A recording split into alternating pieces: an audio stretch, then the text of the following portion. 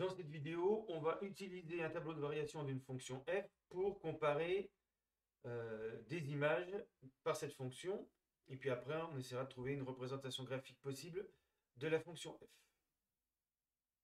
Alors, donc c'est une fonction qui est strictement croissante sur l'intervalle -3, 1, strictement décroissante sur l'intervalle 1, 2, et strictement croissante sur l'intervalle 2, 5.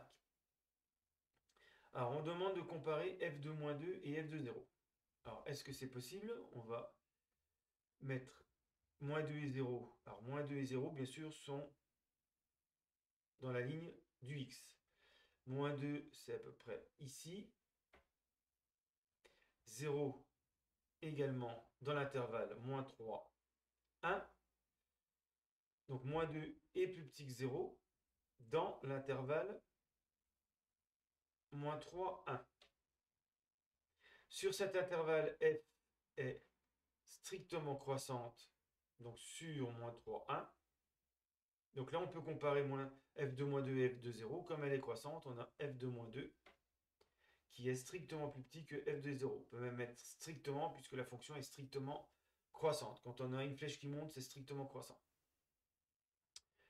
Donc là, c'était possible de comparer f de moins 2 et f de 0. Alors maintenant, f de 1,5 et f de 2,5. Et donc là, on s'aperçoit tout de suite qu'on ne va pas pouvoir comparer f de 1,5 et f de 2,5, puisqu'il y a un changement de variation. Donc on pourrait très bien avoir f de 1,5 plus grand que f de 2,5 ou f de 1,5 plus petit que f de 2,5. On sait simplement que les deux sont plus grands que -4, mais ça ne suffit pas pour les comparer. Même avec 5 et 3, c'est insuffisant. Donc ici, on ne peut pas comparer f de 1,5 et f de 3,5.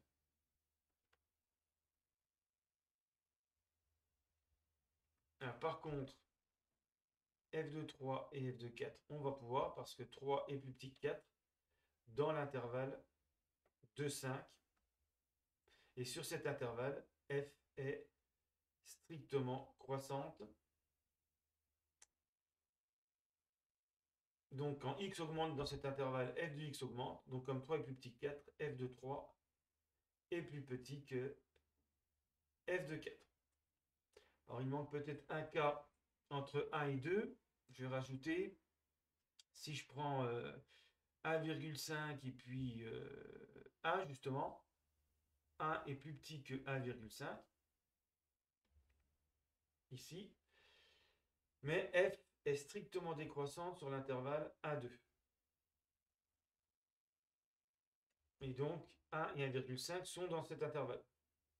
Et donc là, on devrait dire f de 1 est strictement plus grand que f de 1,5. Le fait que la fonction soit strictement décroissante sur l'intervalle, quand x augmente sur 1, 2, f de x diminue. Ça passe pour 1 à 5, pour 2, pour x égale 2 à -4, donc on descend de 5 à -4. Donc f de 1,5, ici, va être compris entre -4 et 5. Alors, pour l'allure de la courbe, on place déjà les points qui sont donnés dans le tableau de variation, puisque c'est aussi un tableau de valeurs simplifié. Donc ici, -3, 1, ça va donner le point de coordonnées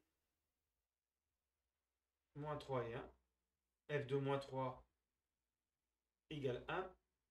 C'est-à-dire que l'image de -3, c'est 1, ici. Donc ça donne un premier point. Ensuite, 1, 5, ça donne ce point-là, à peu près. Ensuite, 2, -4. Et puis 5, 3, à peu près ici. Voilà. Et donc maintenant, pour l'allure de la courbe, quand la fonction est croissante, on monte. Quand elle est décroissante, on redescend.